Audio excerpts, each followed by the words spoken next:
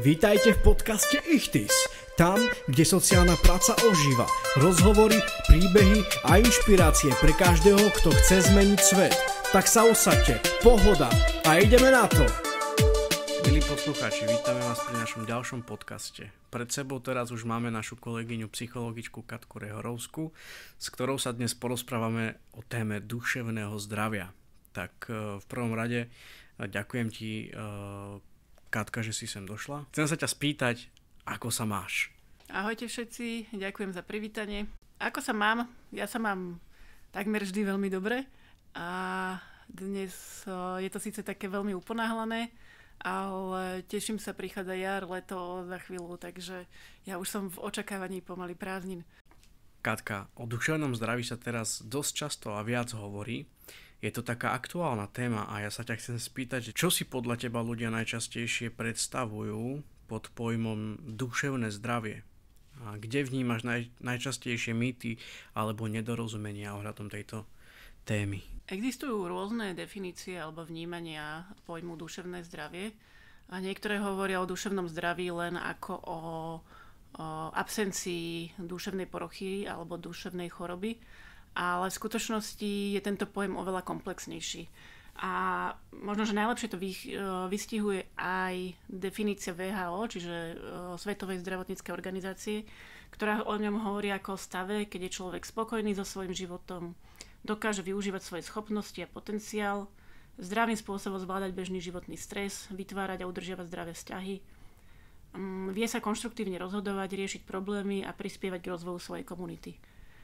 To znamená, že vlastne pokiaľ je človek naozaj vnútorne v pohode a dokáže fungovať v bežnom živote, vládať bežné stresové situácie bez nejakých väčších ťažkostí, tak v takom prípade hovoríme o duševnom zdraví. A vlastne ako ty vnímaš tie mýty? Zachytil si niečo vo svojom živote, že ľudia vnímajú duševné zdravie nie úplne ideálne, alebo možno, že zmenilo sa aj tvoj pohľad na duševné zdravie medzi tým, ako si to vnímal v minulosti a teraz?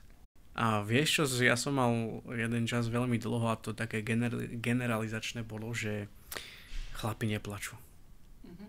Hej, že to bolo strašne také pre mňa, že spočiatku pravdivé, že to tak proste je a to je zákon.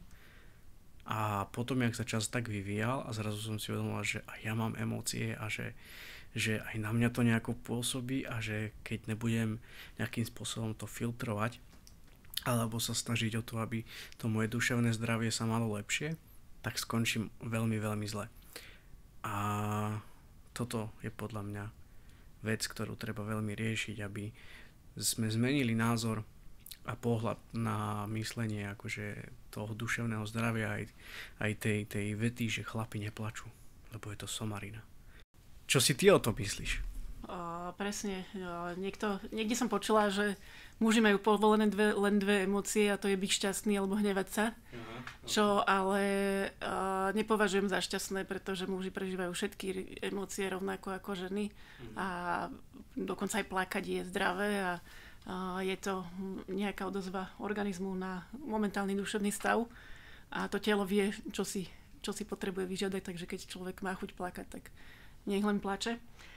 A možno, že čo ja vnímam ako jeden z takých tých hlavných mýtov je tá stigmatizácia duševného zdravia alebo duševnej nepohody, že sa ľudia často tvária, že to si majú vyriešiť doma, že v podstate alebo problémy s duševným zdravím a návšteva odborníka to je už pre veľmi vážne prípady a že sa to týka niekoho iných, len nie nás.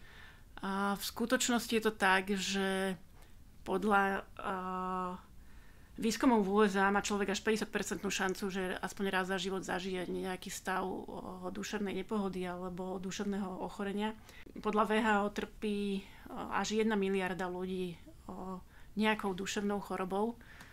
V Európe je to asi každý 7. človek, čiže je to vlastne úplne bežné mať nejaký problém a nie je to potrebné nejakým spôsobom ututlávať alebo brať to ako niečo, čo nie je vhodné o tom hovoriť, pretože je to bežná realita dnešných dní a veľmi veľa ľudí s tým bojuje. Vďaka za takú odbornú a trefnú odpoveď.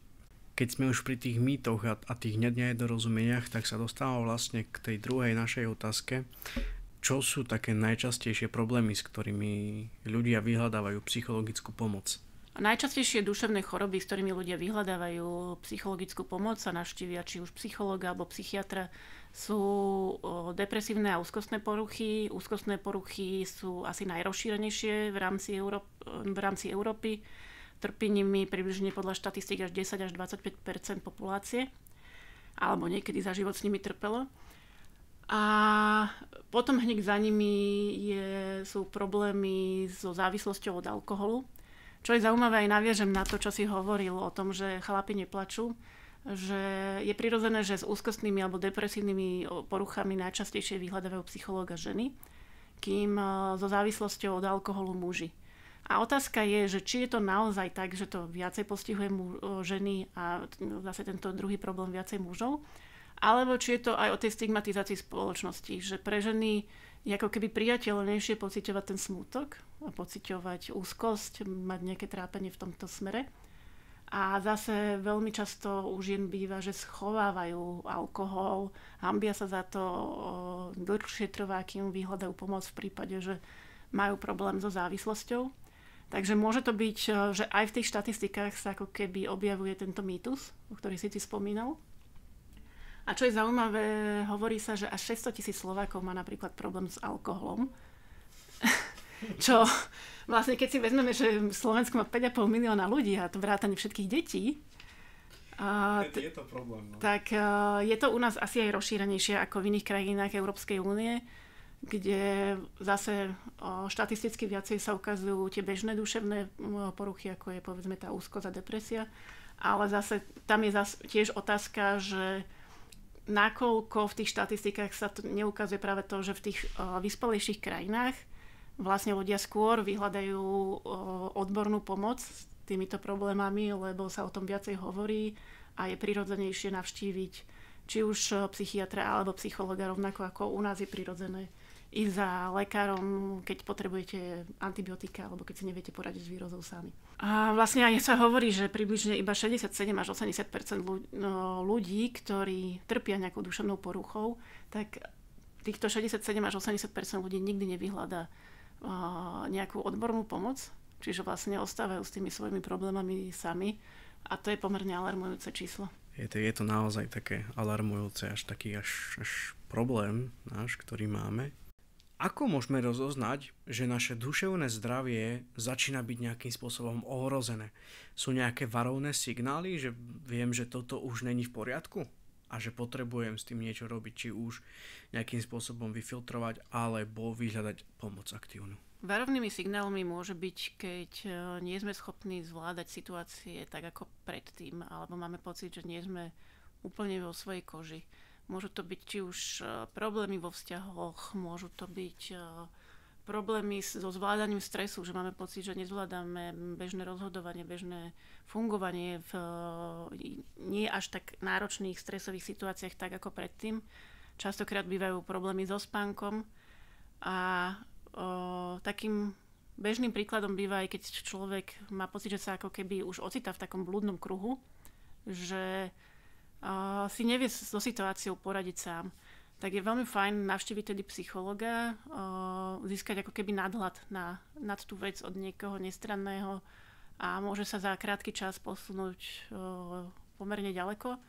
A samozrejme už aj v prípade tých závažnejších vecí takým tým hlavným ukazovateľom, keď už je naozaj čas navštíviť psychologa alebo psychiatra, je, keď človek má pocit, že už mu to zasahuje do života. Že už nie je schopný pracovať tak ako predtým, že nie je schopný riešiť bežné konflikty tak ako predtým, že nie je schopný vo vzťahoch reagovať tak ako predtým, že napríklad je veľmi podráždený a nereaguje normálne, že je tam niečo za tým, čo ho príliš vnútri stresuje, alebo naopak v prípade depresie, pokiaľ je veľmi apatický, nemá chuť čokoľvek robiť, a stráca to chuť do života, cíti vyhorenie alebo cíti totálnu vyčerpanosť, tak to všetko môžu byť také signály, že je fajn sa poobzerať po nejakej odbornej pomoci, či už je to psychológ, psychiatr, ale existujú aj ďalšie podporné skupiny, kde by mohol človek nájsť svoju pomoc. Presne tak. existujú aj rôzne internetové zázemia, kde človek môže zájsť, a taktiež pre mladých je veľa internetových stránok, kde môžu vlastne prísť a anonymne povedať, že čo ich trápi. Také IPčko napríklad. Oni pracujú dosť s týmto, takže chvála. Prečo je stále pre niektorých ľudí hanbou vyhľadať psychológa alebo terapeuta a ako to môžeme zmeniť? Ty ako psychologička stretla si sa už s niečím takýmto, že proste človek za tebou alebo z tvojej branže sa hanbil prísť, lebo mal nejaké akože tie predsudky, hej, alebo nejaké tie názory, že ale to sa nesmie. Ako si už načrtul aj ty, že tá téma psychického zdravia je veľmi tabuizovaná a bohužiaľ stále existuje tendencia ako keby držať tie problémy pod pokličkou. Veľakrát prevláda názor, že duševné problémy sa majú vyriešiť doma, v rodine, lenže potom paradoxne trpí práve tá rodina a častokrát deti, pokiaľ to človek nerieši. Alebo že k psychológovi a psychiatrovi sa chodí už naozaj s vážnymi problémami. A to spôsobuje, že častokrát ľudia nevyhľadajú tú pomoc včas. Ukazuje sa aj, že napríklad ľudia z malých miest chodia radšej k psychológovi alebo psychiatrovi do veľkých miest, aby ich nevideli alebo aby nemohli ukázať, že oni boli u psychológa, psychiatra. Ale pritom je to skôr chvála, keď sa človek, tak ako keď sa stará o svoje telesné zdravie, takže sa starajú o svoje duševné zdravie a malo by to byť normalizované. Ale čo som rada, ja vidím veľký posun oproti tomu, čo bolo v minulosti, že dnes vidieť, že sa tá téma duševného zdravia posúva do popredia a že aj vďaka organizáciám napríklad ako je Liga za duševné zdravie sa robí veľká osveta v tejto téme.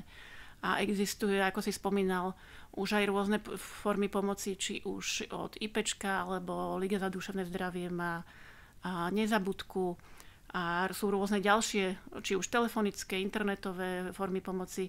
Ale rada by som ľudí napríklad pozvala aj na možnosť komunitného vzdelávania. Aj mňa môžete stretnúť v rámci Ligy za duševné zdravie pri programe Discovery College, kde sa ľudia môžu spoločne komunitne rozprávať o duševnom zdraví, o témach duševného zdravia. A existuje mnoho ďalších takýchto podporných skupín, ktoré pomáhajú, fungujú. Takisto Liga napríklad prináša aj také, že peer konzultanti, čo sú ľudia, ktorí už zažili skúsenosť s nejakým problémom v duševnom zdraví a vedia nasmerovať, pomôcť ostatným. Lebo aj ICHTIS vlastne svojím nízkoprahovým centrom prináša ako keby možnosť dostupnej pomoci, podpory, pokiaľ človek rieši nejaký problém, či už vzťahový, alebo sa nevie v živote niekde posunúť ďalej. A mladí ľudia by častokrát potrebovali ako keby nadhľad niekoho iného, s kým by sa mohli porozprávať. Tak určite je fajn možnosť aj prísť do klubu a povedať, čo človeka trápi a možno, že nájde aj to nasmerovanie potom ďalej. A určite nie je zlé vyhľadať aj psychológa, psychiatra, aj keď táto pomoc niekedy býva, že človek si musí dlhšie počkať, pretože na Slovensku je napríklad 270 psychiatrov, čo je strašne málo. Ale s tými psychológmi je to už trošku lepšie. Ale určite existuje aj pomoc dovtedy, kým sa nájde termín a určite sa oplatí aj prísť za psychologom, psychiatrom a poradiť sa o svojich problémoch. Vďaka, že si nám to takto všetko pomenovala, vymenovala. Všetky inštitúcie, ktoré si teraz spomenula, budú v popise nášho videa.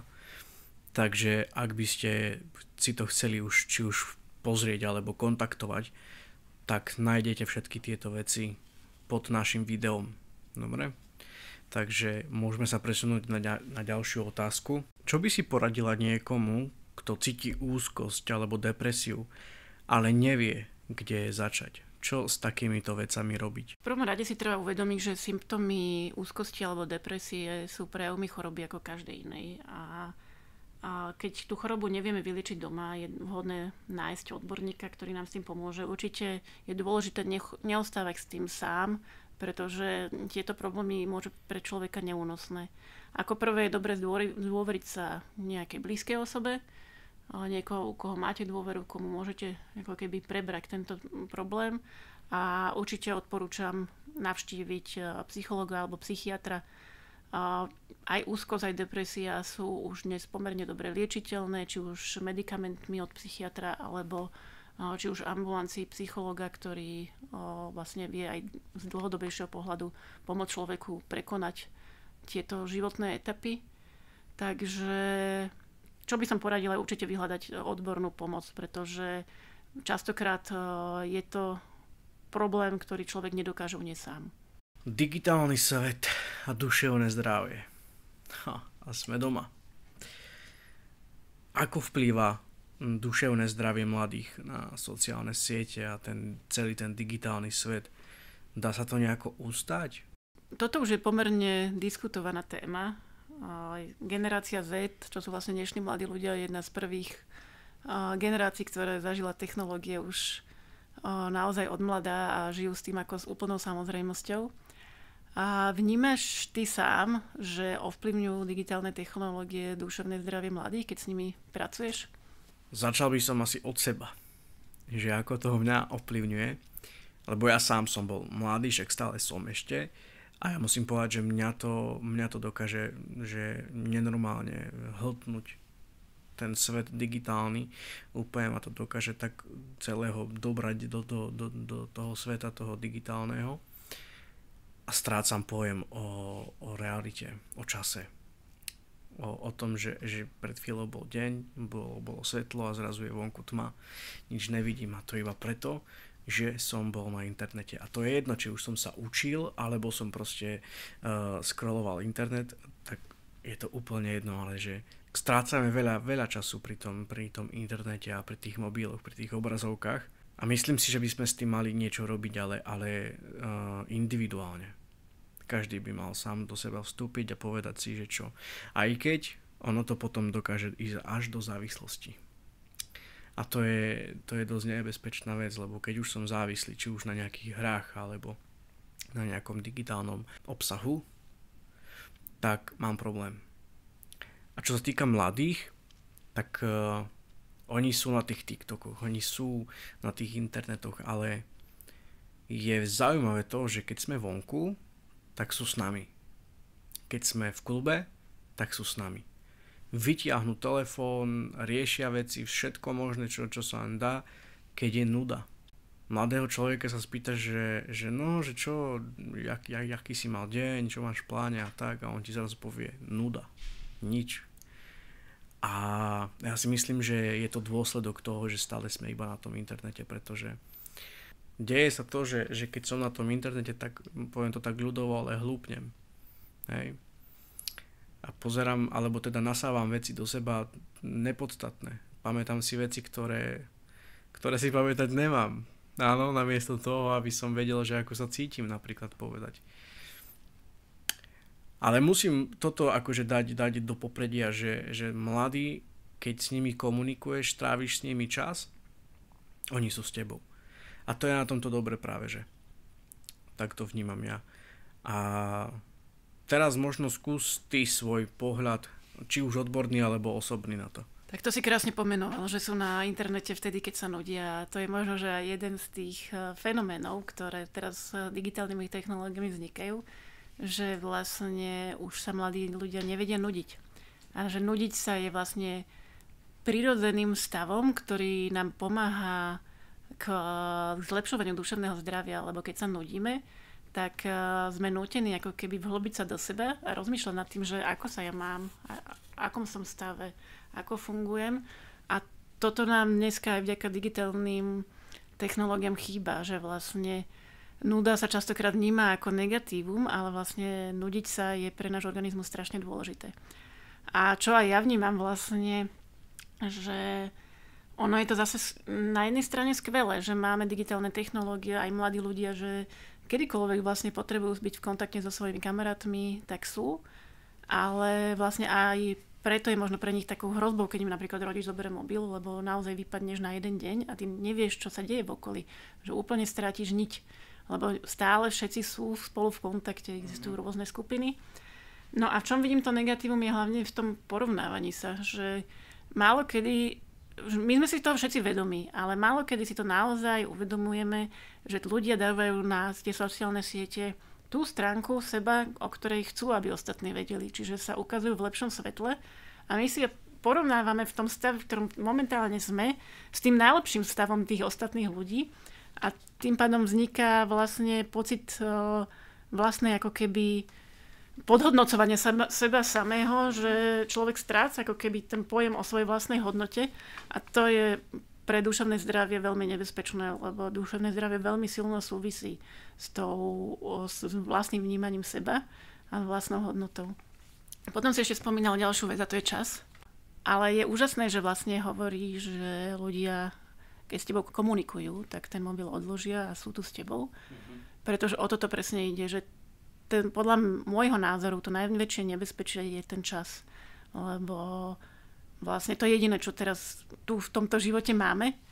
A vlastne na tých digitálnych technológiách strácame ten drahocenný čas, ktorý nám potom chýba k tomu budovaniu vzťahov, k riešeniu tých bežných konfliktov, bežných problémov, ktoré vznikajú, keď rozprávame face to face s druhým človekom, keď sa deti hrajú alebo keď sa mladí ľudia hrajú na ulici.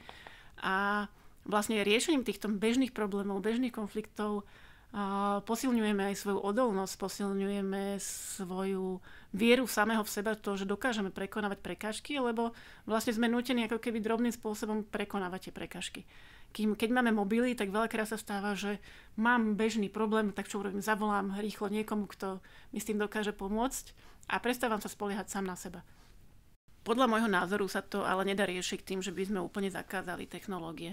Je napríklad podľa mňa fajn koncept, že na mnohých školách už sú zakázané mobily a ja v tom vidím iba pozitíva, že vlastne v tom reálnom čase sú žiaci nútení komunikovať medzi sebou tvárou v tvár. A potom zase majú čas na telefón. Ale tak, ako si ty hovoril, že dôležité je nastaviť sám pre seba tie limity, že koľko času tam vlastne chcem venovať.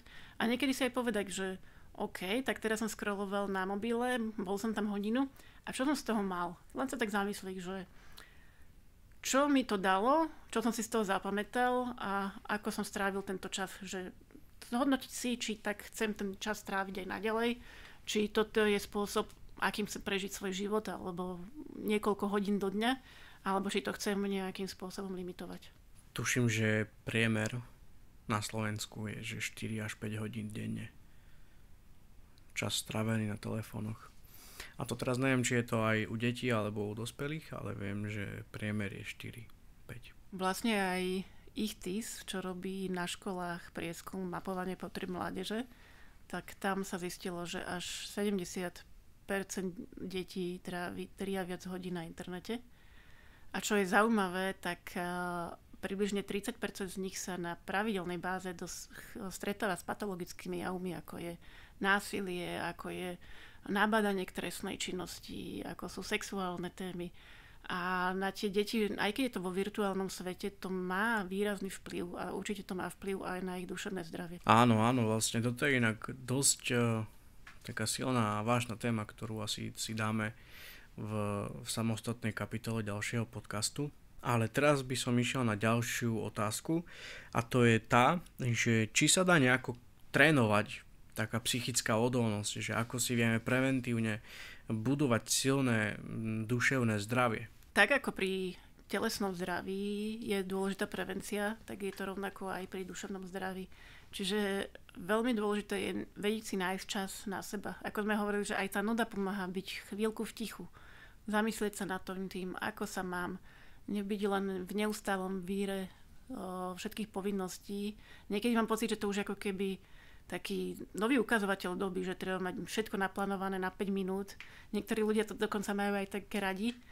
Ale to duševné zdravie si vyžaduje, aby sa človek občas aj zamyslel, položil si otázku, čo mi robí radosť, čo ma doplňa energiou. A takéto drobné činnosti, ktoré vás vedia doplniť energiou, u niekoho to môže byť prečítanie knižky, u extroverta to môže byť zase naopak, že sa stretne s kamarátmi, u niekoho to môže byť prechádzka v prírode, ale že zaradiť si do toho plného programu niečo, čo takéto urobím vyslovene pre seba, pre svoje, či už duševné, alebo všeobecne zdravie, lebo spánok či prechádzka je všeobecne blahodárne na komplexné zdravie. A určite sú dôležité aj vzťahy. Takže budovať kvalitné vzťahy, mať aspoň jednu osobu, ktorej sa viem zdôveriť v prípade nejakých problémov, to je veľmi, veľmi dôležité. A to som chcel ešte, že tá komunikácia ona je veľmi, veľmi dôležitá. Či už na prevenciu stresu, alebo na tvorenie priateľstva a zhlbovanie tých vzťahov. A jak sa hovorí, vlastnému decku ani vlastná mama nerozumie, keď nerozpráva, či jak sa to hovorí. No, neviem, či to z východu je, alebo čo, ale tak nejak sa to rozpráva, ale tá hlavná myšlienka toho celého teda je, ale že musíme rozprávať, inak kto nám má potom porozumieť a vedieť, že čo sa v nás deje. S tým rozprávaním to je naozaj trefné, lebo samozrejme každý človek to môže mať inak, ale tie skúsenosti hovoria, že niekedy už len pomenovanie problému, to, že sa s niekomu zdôveríme, že povieme, čo cítime, už to je taký ako keby obrovský balván, ktorý spadne zo srdca, že už to môže mať účinok na to, že sa nám uľaví. Ako rozpoznať, že niekto v našom okolí zápasí s duševným zdravím a ako mu ponúknuť pomoc bez toho, aby sme ho zranili? Veľa psychických chorôb alebo problémov je plíživých. To znamená, že prichádzajú postupne, ako keby sa tak prikvapkávajú a je to veľmi ťažké rozoznať aj pre človeka samotného. A tým prvým krokom je vôbec priznať si, že nejaký problém mám. A to je asi ten najťažší krok z celého toho procesu. Už keď príde tento krok, tak už vlastne je niekde v diaľke aj to svetlo na konci tunela, že človek už možno, že nájde aj to riešenie. Ale najťažšie je priznať si to. A rovnako je to veľmi ťažké aj rozoznať pre okolie, že ten druhý sa trápi. Obzvlášť pokiaľ nie je veľmi zdielny, pokiaľ nerozpráva o svojich ťažkostiach sám od seba. Ale môžeme si to všímať aj na reakciách toho človeka. Ak reaguje už pravidelne nejak podráždenie inak, nie je to on taký, akého poznáme, alebo vidíme, že sa trápi, že sa viacej uzatvára do seba, tak je vhodné sa s ním citlivo vedieť porozprávať. A čo to znamená, že citlivo sa vedieť porozprávať? To je vlastne asi to gro toho, čo môže tej osobe pomôcť ju posunúť ďalej. Čiže najdôležitejšie je neodsudzovať a ani ako keby nestigmatizovať ten problém nejakého duševného zdravia, ale snažiť sa človeka vypočuť. Zaujímať sa aktívne o to, ako sa má a možno, že aj to, aké riešenia už hľadal, ako to on zvláda, čo už vyskúšal